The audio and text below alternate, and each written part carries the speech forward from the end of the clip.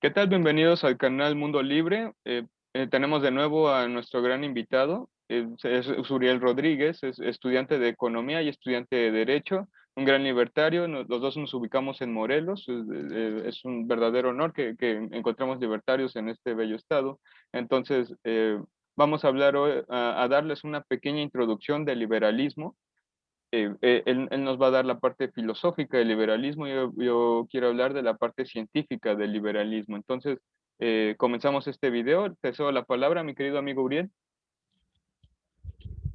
Hola Aldo, muchas gracias por invitarme de nuevo a tu canal. Y sí, vamos a estar introduciendo la filosofía liberal y vamos a discernirla también de la filosofía libertaria. Eh, Esta introducción va a ser muy breve, es solamente una especie de invitación a la investigación y a la lectura de los autores liberales y libertarios. Es para que nuestros seguidores empiecen a llenarse un poco más de todo este mundo liberal, ¿no? Entonces, yo quería hablar de en qué se basa el libertarismo. Sin embargo, antes tenemos que distinguirlo de otras corrientes y tenemos que distinguir sus ramas. Tenemos primero, cronológicamente hablando, al liberalismo clásico, que es el que comienza con Adam Smith. El liberalismo clásico prácticamente lo que propone es un Estado que cuide las libertades y un Estado que ayude a que la economía se mueva, siempre cuidando que también haya libertad económica. Es decir, el liberalismo clásico es un poco más estatista que el libertarismo. De hecho, el libertarismo llega a un momento en el que es anarcocapitalista. Vamos a hablar de esto también. Eh, Como siguiente rama, ahora sigue entrando al libertarismo. Tenemos el libertarismo minarquista. Este propone que el Estado solamente se ocupe de la seguridad, es decir, de la policía, del ejército, de la seguridad para los ciudadanos y de la justicia, es decir, a resolver conflictos entre particulares. Después tenemos también al anarcocapitalismo. Aquí ya hablamos de una filosofía más que nada nutrida por el pensamiento de Murray Rothbard, y aquí lo que nos propone Rothbard es que el Estado no debe de existir porque el Estado es una amenaza siempre a las libertades individuales. Lo que nos dice Rothbard es que el Estado siempre va a querer crecer, esa es su naturaleza, y entonces va a avanzar sobre ti, siempre. No importa si es un Estado pequeño, en algún momento algún político va a querer aumentar su poder y va entonces a crear nuevas regulaciones, más leyes, más instituciones para avanzar sobre ti. Eh, Todo esto se puede ver desde el punto de vista económico. Como decía, el liberalismo clásico se basa en proteger los derechos individuales, por ejemplo, la libertad de expresión, la libertad de prensa, pero también se basa en que las personas puedan comerciar los productos que ellos necesiten, pero siempre eh, vigilados por el Estado.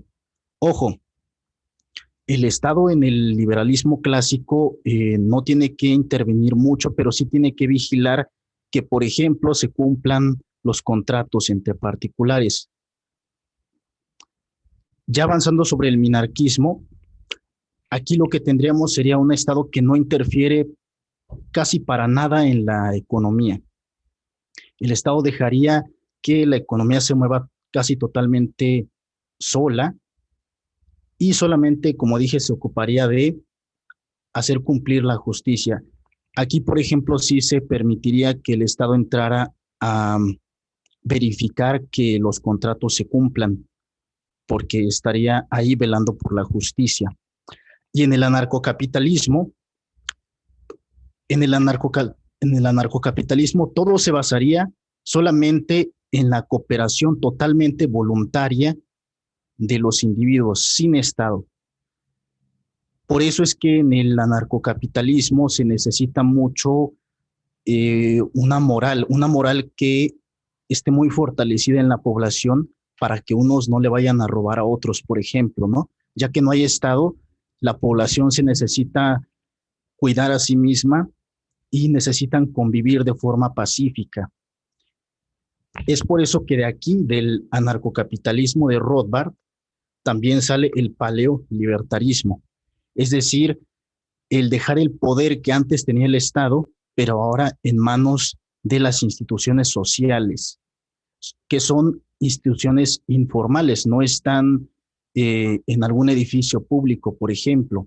Son instituciones como la familia, las iglesias, ojo, todas las iglesias, no solamente la cristiana o la católica, todas las iglesias y, por ejemplo, también los clubes académicos, todos ellos tendrían el poder moral sobre la población y serían instituciones libres y voluntarias.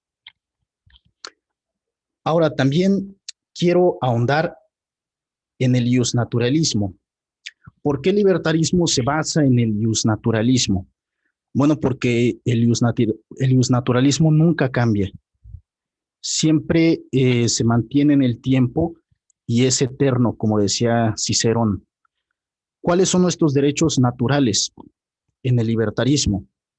Bueno, el principal es la vida, porque sin vida no podría haber ningún derecho. Sin vida no se podría mover la economía. No existiría, de hecho, la economía si no hubiera personas vivas. El segundo derecho es la libertad. Como sabes, Aldo, en la praxeología lo primero que se necesita es la acción humana. Y no puede haber acción humana si no hay libertad.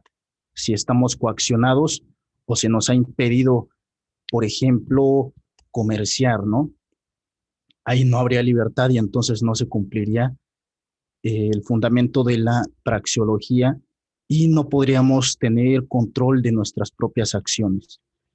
Y el tercero es la propiedad privada. ¿Qué es la propiedad privada? Porque a veces las personas se confunden y creen que la propiedad privada es solamente las empresas, ¿no? Pero no, todos tenemos propiedad privada. Por ejemplo, nuestra casa, nuestro teléfono, nuestra ropa, nuestra comida, todo eso es propiedad privada. Cuando no se protege la propiedad privada, lo que hay es robo. Es cuando no se respeta. Alguien, por ejemplo, si quisiera tu celular y no se protege la propiedad, pues solamente te lo quitaría, ¿no? Y a él también se lo quitarían y entonces se haría imposible vivir. ¿Por qué la propiedad es un derecho natural? Porque siempre desde que el hombre existe, necesita, por ejemplo, comer y al comer se apropia de los alimentos. Por ejemplo, cuando el hombre recolecta frutos, también se apropia de ellos, los trabaja y ahora le pertenecen. Es por eso que también es un derecho natural en el libertarismo. Y ahora, como punto final, ya para cerrar mi intervención, quiero aclarar la distinción entre el neoliberalismo, que es del que tanto hablan los progresistas, y el libertarismo de la escuela austriaca. Normalmente se nos hace creer que el neoliberalismo está ligado a las ideas de Hayek, de Ludwig von Mises, de Rothbard, pero no es así. Lo que no te dicen los progresistas es que el neoliberalismo es de izquierda, es totalmente de izquierda. De hecho, fue inventado por Alexander Rustov, el término y también el sistema, y es lo que él conocía como la economía social de mercado, es decir, combinar el socialismo con el libre mercado. Él estaba decepcionado del socialismo puro, entonces buscó una manera de hacer compatible el socialismo con el libre mercado y así crear una especie de estado del bienestar. De hecho, se parece mucho el neoliberalismo al keynesianismo, es decir, la intervención del Estado para regular la economía y hacerla llegar a cierto punto en el que provoca bienestar, cosa que sabemos que nunca pasa, de hecho nunca funciona eso, pero solamente para aclararlo, el neoliberalismo es de izquierda y fue creado por varios izquierdistas, pero el más importante de ellos es Alexander Rustov. También se conoce el término como ordoliberalismo, pero es exactamente lo mismo. Y otra distinción muy importante, creo yo, que es distinguir el libertarismo de los liberals americanos, estadounidenses. Un liberal es un progresista. No hay que confundir a un liberal con un liberal como lo conocemos en Hispanoamérica.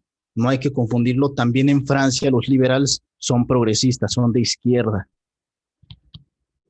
Y yo creo que con eso tenemos una intervención eh, muy abreviada, pero creo que va a dar paso a que las personas investiguen más. Si acaso como un pequeño apéndice a esta intervención, yo les mencionaría los principales autores del libertarismo, que son Karl Menger, él fue de hecho el padre de la escuela austriaca, Ludwig von Mises, eh, Friedrich von Hayek y Rothbard. También tenemos algunos más actuales como Hans Hermann Hoppe. Y bueno, esto ya es para concluir. Aldo, te cedo la palabra. De acuerdo, muchas gracias, Uriel. Te agradezco de verdad bastante tu intervención. Nos va a ser muy útil para todo aquel que quiera poder investigar un poquito acerca de estos nuevos temas, ¿no? Del liberalismo. Eh, la, la, lo que yo voy a hablar es acerca de la columna vertebral científica del liberalismo. ¿Por qué el liberalismo cree que la acción humana por sí misma funciona si no necesita Estado, ¿no? Es el principal argumento y de hecho para esto yo lo primero que quiero decir es que sería bastante arrogante de mi parte decir que voy a explicar la praxeología, que es el nombre de esta ciencia, praxeología. Sería bastante arrogante de mi parte decir que yo voy a dar una definición completa en 10 minutos cuando Ludwig von Mises ocupó un libro de 1000 páginas, ¿no? Entonces es un tema bastante extenso, no es un tema corto, pero voy a tratar de dar mi esfuerzo para al menos dar una pequeña noción introductoria en la que después se puede investigar de esto. Quien quiera comprender al 100% toda esta ciencia, el libro de Ludwig von Mises, La acción humana, es el correcto, es el que estudia todo esto, ¿no? Pero partimos desde que la praxeología es una ciencia que no puede ser comprobada por métodos científicos. No hay una teoría y luego hay experimentaciones científicas para luego comprobar que de verdad esta existe. No se puede. La acción humana es bastante compleja. Todos tenemos diferentes niveles de darle sentido primordial a unas cosas que a otras. Todos que tenemos diferentes objetivos, todos tenemos diferentes planes y esto va cambiando día con día. Eso es lo primero que se tiene que comprender. Los hombres, seres humanos, somos seres exageradamente complejos como para poder hacer un cálculo acerca de nosotros. Friedrich von Hayek ya nos había dicho, cuando estaba este debate sobre el cálculo económico con Oscar Lange, justamente Hayek nos plantea esto, ¿no? Que que no puede haber un cálculo económico a menos que alguien sepa de verdad los productos del pasado, los productos presentes, los productos futuros y las preferencias pasadas, presentes y futuras para poder crear un verdadero cálculo económico. Lo que se necesitaría una supercomputadora que aparte de todo tendría que ver el futuro, ¿no? Para poder llegar a hacer este cálculo y para que ese cálculo permita una planificación central. Sin, justamente el Estado es la base para una planificación central. Y la escuela austríaca lo que hizo fue un movimiento reaccionario con la praxeología para demostrar que el ser humano no necesita que alguien esté planeando encima de él para que él tome sus propias decisiones, por empezar, porque es bastante complejo. La praxeología tiene diferentes puntos, voy a plantear algunos que son axiomas. De hecho, el tipo de demostración de la praxeología es axiomático deductivo, como lo describe Ludwig von Mises. A esto se refiere a que solamente podemos pensar en ello, solamente podemos guiarnos por ciertos axiomas para llegar a diferentes conclusiones. Es por eso que a lo mejor por algunos positivistas no es una idea muy aceptada porque no hay un experimento que lo confirme, no se puede experimentar con eso como tal, pero sí podemos ver que estos axiomas se pueden aplicar a cualquier humano, ¿no? Podemos ver, por ejemplo, el primer punto es que el ser humano actúa. El ser humano tiene la posibilidad de actuar dentro de su ambiente, tiene la posibilidad de cambiar, de hecho, su ambiente Es muy rara una especie que lo haga y que la especie que lo haga en la Tierra simplemente cambia un par de cositas en su entorno, ¿no? El ser humano es aquel que puede cambiar todo por completo por medio de su acción. Entonces, el primer postulado es el ser humano actúa, no hay un ser humano que no actúe, que sea inactuante, ¿no?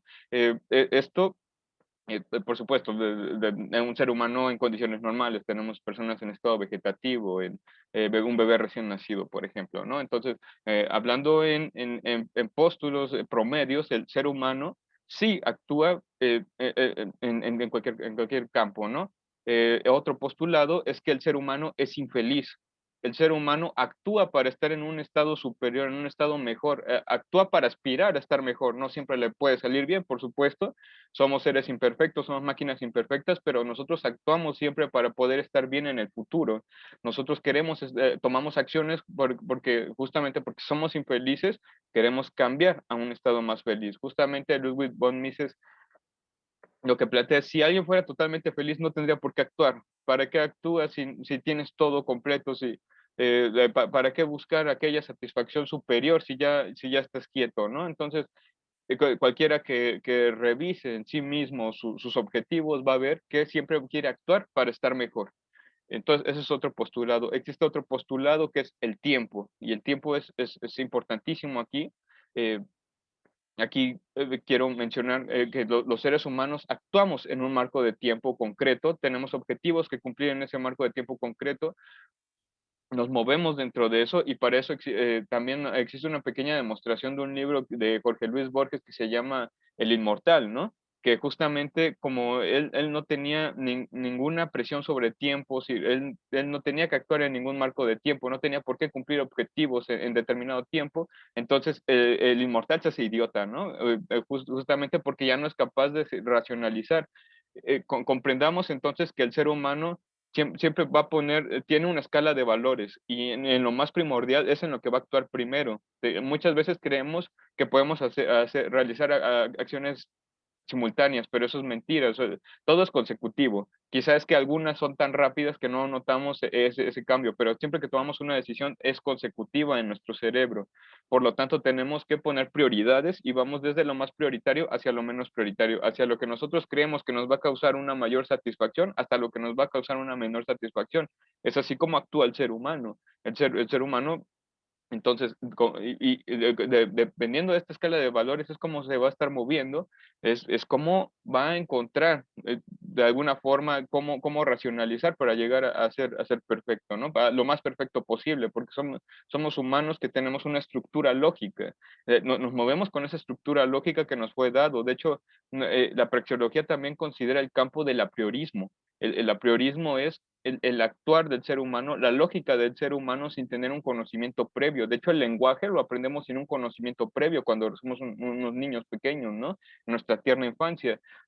Muchas cosas más que el ser humano actúa, tiene una estructura lógica en su cerebro que le hace actuar conforme a lo que son sus necesidades.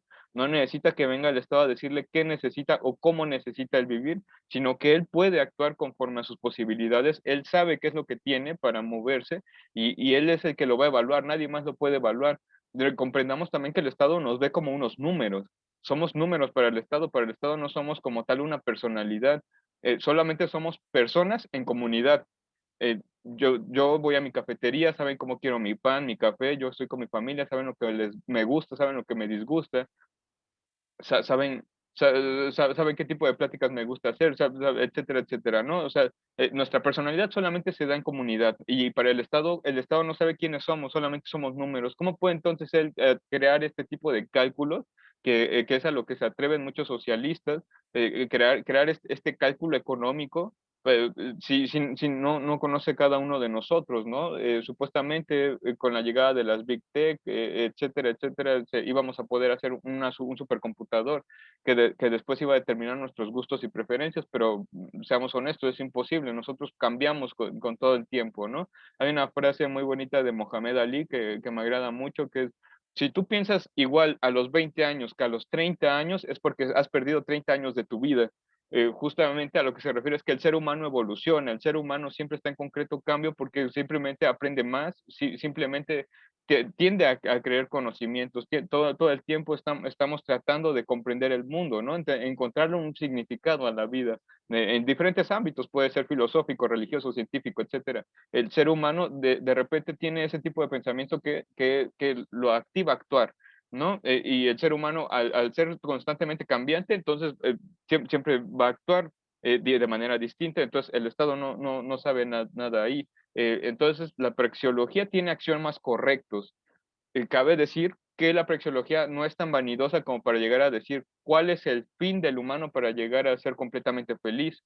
De hecho, no define exactamente qué es la felicidad, porque la felicidad la define cada persona. Simplemente sabe que actuamos para encontrar la felicidad y sobre eso es sobre lo que se va moviendo la praxeología. Repito, esto es solamente una embarrada bastante burda. Hay que buscar de diferentes autores que tratan este tema de la praxeología porque el tema es complejísimo. Tengamos en cuenta que no hay un experimento científico, entonces para poder explicarlo es una explicación exageradamente larga, pero solamente para entender que el liberal se mueve dentro de esta ciencia. Esta va a ser su ciencia fundamental.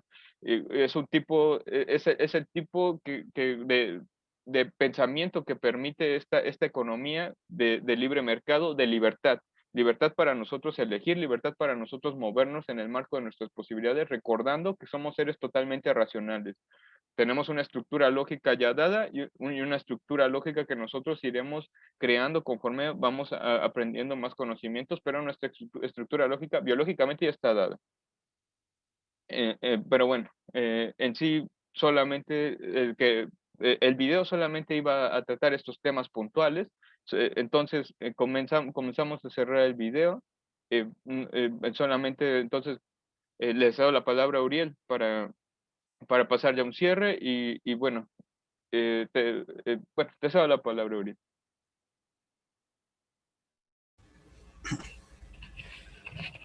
Sí, y también creo que es importante que las personas sepan que la praxeología también funciona en la cultura. También en la cultura actuamos y tenemos diferentes objetivos. Es decir, el libertarismo y el liberalismo son corrientes que no son economicistas. Algunos autores y algunos de los divulgadores sí lo son, pero las corrientes tienen eh, mucha riqueza cultural y creo que también es importante que nuestros seguidores se empapen de esa riqueza cultural del libertarismo. Y pues solo me queda agradecerte otra vez, Aldo, por esta invitación y pues sigan atentos al canal, vamos a estar subiendo más videos. También pueden ir a mi canal de YouTube, es Uriel Rodríguez Barrera, a ver si les aparece porque apenas está creado. Ahí estaremos subiendo aquí y en el mío, estaremos subiendo más videos acerca del libertarismo y acerca de temas de mucha actualidad de nuestros adversarios intelectuales, que ustedes ya saben quiénes son. Y muchas gracias a todos. Suscríbanse al canal. Muchas gracias, Uriel. Nos vemos entonces. Estén atentos para más contenido de las ramas libertarias.